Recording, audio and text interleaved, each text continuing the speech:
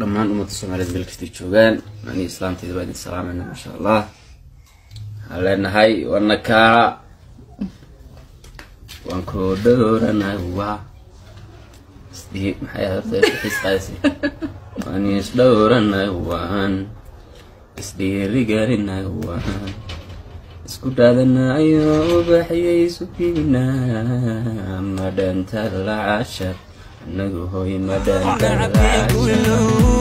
وذكينو تغني كويلو نولو شينو أستيني كويلو وقصوي فرحتين كويلو بريان عريس نكلها بس كقعد كلاميش بين واسين قريارهن انت نيمانك ادونك جوغا كنولي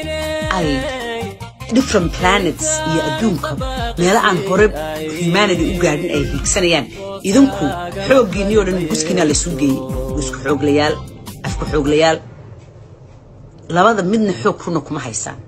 waayo afkana wali waxa qorteen iyo waxa tiraahdeen oo adduunku ka faa'iideystay oo la soo xigto oo wax laga faa'iideey lama arag halkana waxba kuma haysan oo kuwii horeba waa qatayniino idinku waad ogtiin dumarka Soomaaliyeed ma ogtiin armaha guurka qabiilka dhiga afar ogaadeen gabdhaha guursada talabaadna naakasto nin ogaadeen qabo waa kula leenahay hadda ku sheegaya naakasto nin ogaadeen ay guursatay deen kugu maqaa kaaga daba iimaanona because qalanjooyinkaana nool walaaga daba iimaana abay hal dhaayano najax ayaa markii ugu horeysay waxa ay u soo jawaabtay bulshada Soomaaliyeed kadib markii ay iyada la safteen dad badan oo ka xumaaday guurka Xariir Axmed balse iyadu markii ay soo jawaabtay waxa ay sheegtay nacabku darbiyada ahaa jiro anigu ninkayga ayaan dhinac taagnahay xaaskiisii koowaad ayaana ahay booskaasina waligay waan ku jirayaa oo waxa weeye nafar kale lama simo najaxdayda ayaa xaqiiqa ah haddaba waa maxay sababta ay najax iyada oo ku jirta xaalad adag ay isla markiiba ula soo fariisatay in ay raali ka tahay haddaba dad badan ayaa waxa ay isweydiinayaan waa maxay sababta ku kaliftay najax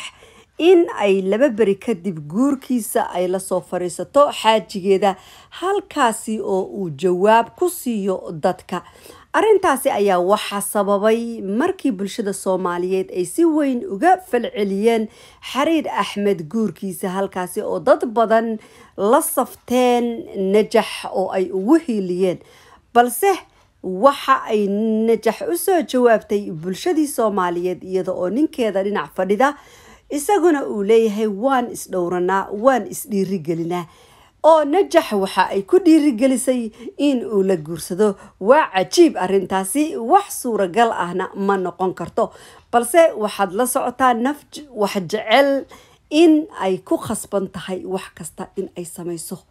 haddaba ninkeeda najax waa ay jeceshahay sababtaasi ayaa keenaysa in ay haye ku tiraahdo wax kasta oo uu sameynayo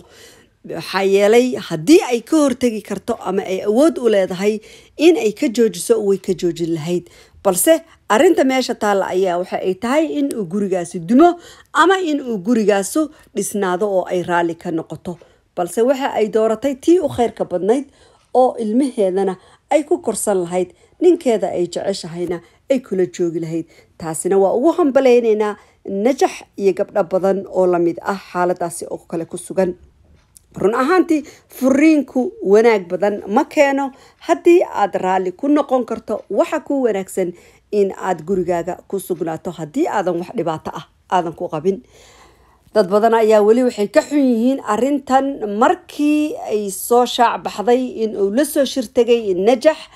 ay ka xumaadeen sidii ay ula safteen najax iyo sida ay ugu soo jawaabtay run ahaantii haddaba dadkaasi waxaan leenahay guri lama dumiyo ee guri waa la dhisaa dadkan lamaanahan isjecel oo isjecel ha laga qaado faraha hana loo daayo noloshooda in ay sidaasi ku wataan guurkiisa cusub ee xayaadna waxaan leenahay Allah isku barakeeyo waa laba xaasle